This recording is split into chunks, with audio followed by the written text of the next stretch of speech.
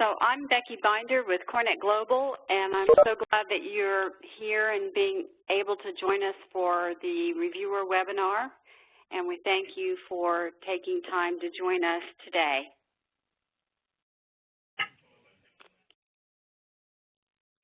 We really appreciate your serving as reviewers for the proposals for the 2015 EMEA and North America Summits. You were selected because of your professional expertise, your knowledge of Cornet Global, and commitment to the profession. What we'll do today is go through this agenda. So we'll talk about guidelines for reviewing the proposals, the criteria to review them. We'll talk about attendee interactive, which is the location where the proposals are, and how you'll actually review the proposals, some key dates, and then answer any questions that you have. So we'll go through each bullet point, and let's get started with the guidelines. As a reviewer, these are the things that we ask you to abide by, which is not to discuss or share the proposals with others. If you or your organization has submitted a proposal, then please don't rate it. Just move on to the next one. We'll be opening the site Attendee Interactive, where you can go on and review the proposals on the 2nd of February, but maybe a little bit earlier. If we can get everything ready on time, we'll open it a little bit earlier for you. And so we ask that you complete everything by February 27th, and then please don't reach out or make commitments to anyone who's submitted or any potential speakers. So those are the things that we ask you to abide by, please.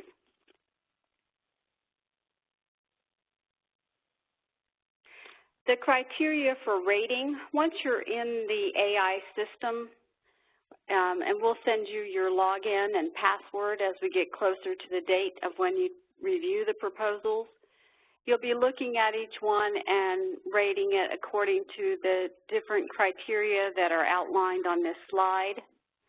So it's how thorough is the proposal, how well is it aligned with the summit theme of disruptive innovation.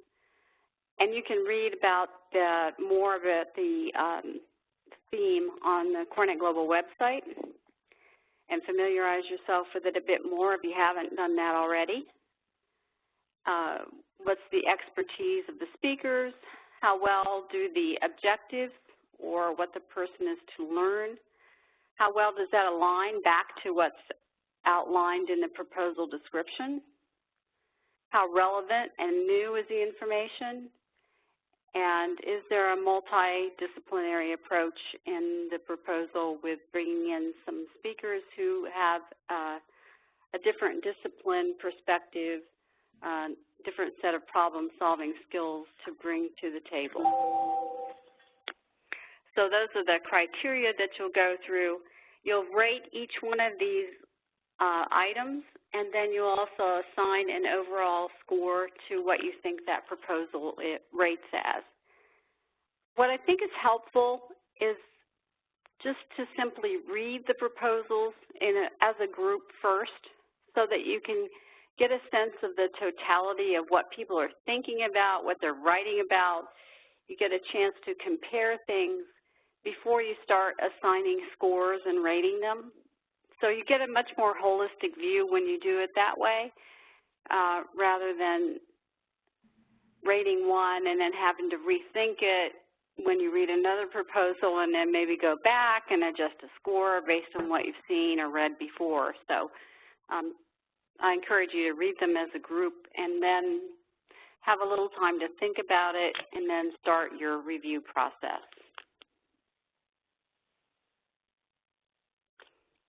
Again, you'll rate the proposals on the criteria on the page we just looked at, and it's a 1 to 5 scale. So with each one of those criteria, you'll assign it a score, and then you'll also assign an overall score, And what is really helpful is when you put in your comments, because a score is one thing, but you'll have good insights on this. So please share your insights and thoughts in the comments box. That's very, very helpful and would be appreciated for you to do that.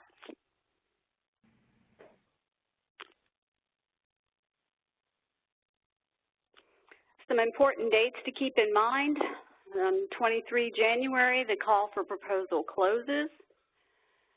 On 29 January, we will email you your login, your password, and we'll send a file that repeats some of the information on this webinar. So you'll see screen captures, and you'll see it's very simply laid out how to access the system, get in, and start the review process.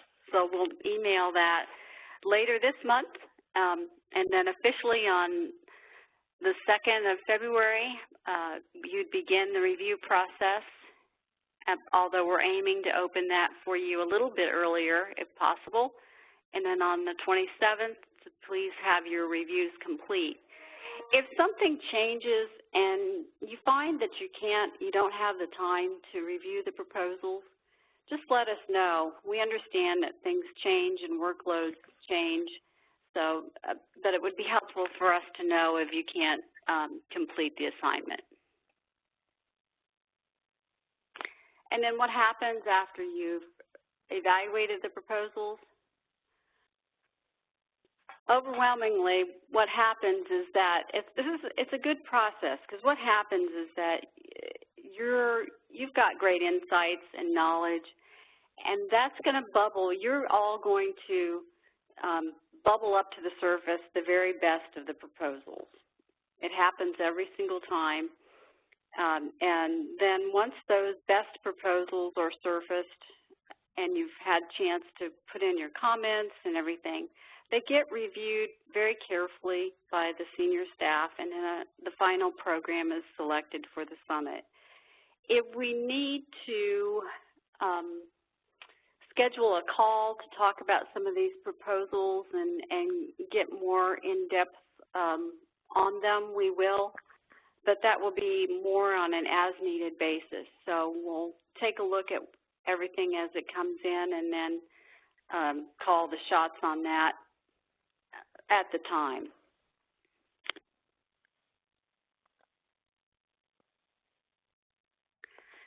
So some questions that you might have, or if I were you, I would have, would be how many proposals would you be expected to evaluate? Well, that's a number I can't provide you with, because it's an it depends answer. It really depends upon how many proposals are received for each summit. We do want you to review proposals from both summits. What we'll be doing is taking a look at the information that you provided in your application that shows your areas of expertise, and we'll do our very best to match everyone up to their area of expertise, so they'll be looking at proposals of that type, and then to balance the workload across so it's as equal and fair as it can be. And again, that piece really just depends upon how many proposals are received, the different types of categories that come in, and it's always, it's just an unknown at this point, but we'll do our best to make it equitable across the board and manageable too. But you will look at proposals from both North America and EMEA. At this point, are there other questions that you'd like to ask?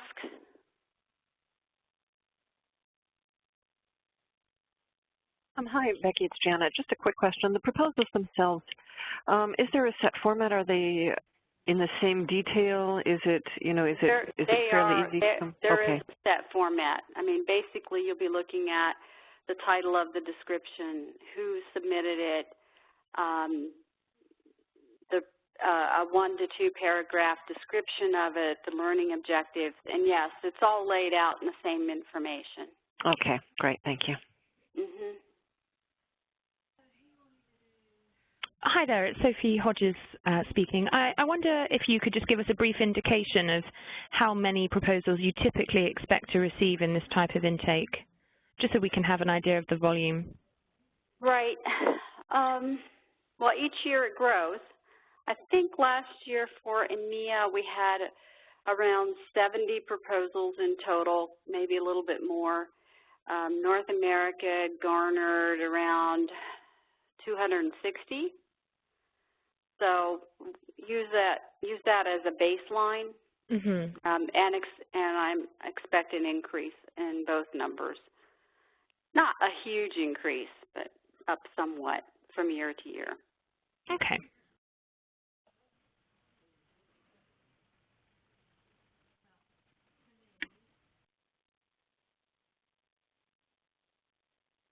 If you have any other thoughts or questions along the way?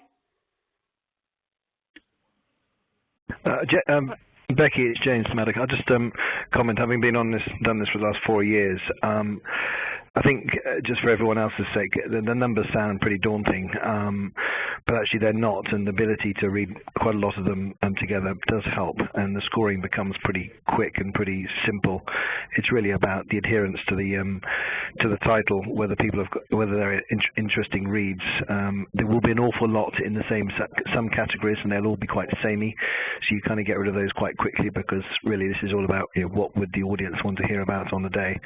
But whilst in Europe last year, 65, I think we got down to 10 to 12 pretty quickly, and then we had a sort of 2.5-hour call late at night, I remember, debating each one, and got to quite a good resolution. So it's a really lifting exercise, because actually you get a lot out of understanding what are the issues in the market. But the one thing that we all look out for, I think, is those that effectively sales pitches, and they get taken out straight away.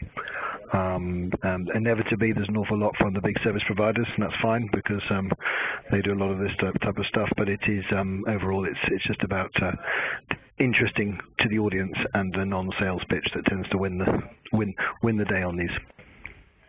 James, it's Sophie. Number one, it's lovely to hear your voice. Number two,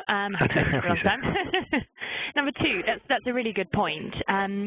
Is there a kind of an unspoken rule or a natural affinity between the number of pitches and proposals we would put forward, service provider v. end user? Or is it really just on an interest and merit basis, or would we kind of do it on a merit basis and then ratify it? Oh, go ahead, James. I think you'll find that if Jones Lang have 7 that are outstanding and no one else has any, then they won't get it won't be 7 Jones Lang and no one else. They are spread around, but certainly we're just trying to avoid any complete dogs going out there, and make sure that there's a sense of there's some big sessions at these events. There's some smaller sessions, there's some technology sessions, some snap sessions, and I think it's fair to say that Cornet try and divide up those sessions that ultimately win now, because don't forget these documents are being put in next week, are those that actually have speakers already kind of baked into the presentation. A lot of them say, oh, we'll get a speaker in the future. Well, I think, Becky, it's fair to say you and I know that in the last 4 years, those that have said we'll get a speaker in the future kind of never quite do as much as you want them to. So those that actually physically name 3 people, and they're the heads of corporate real estate or a visionary or whatever, and they give you their name and address, you kind of feel that actually that sounds like a more interesting, because people want to hear from an alternative perspective rather than just hearing from a service provider on a topic that is quite samey. So it's important to look at the fact that if those haven't got any external speakers, or actually haven't named anyone, they'll say they'll get it between now and September or October. They often get marked down because they're not they're not as believable, I think. And some of them do come up trumps, and you can and Becky has gone back to people saying, look, yours is an outstanding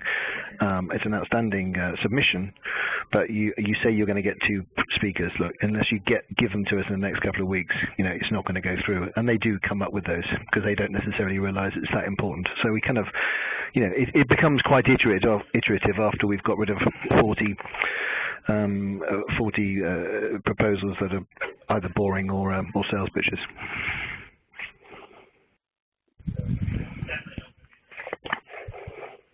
James, that's a good summation of things. Thank you. If there aren't any further questions, I guess we'll conclude for now, but please feel free to reach out to us at any time if you think of something you'd like to ask.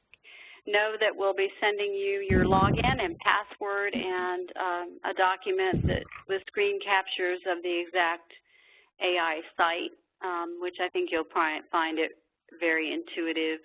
This is a straightforward process. That I want you to know that we couldn't do it without you. We appreciate that your thoughtfulness and time on this project. It's very important, and look forward to working with you throughout this next year. Very much.